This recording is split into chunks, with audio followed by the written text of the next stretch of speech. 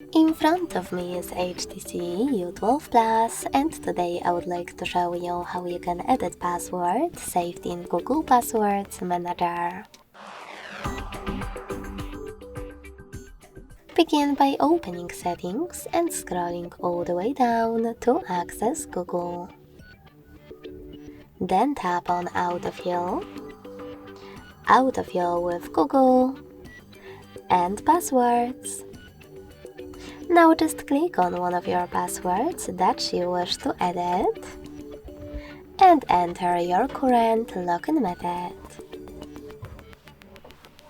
Then click on Edit button next to the delete one and change wherever you want to. When you're done, hit Save at the top right corner.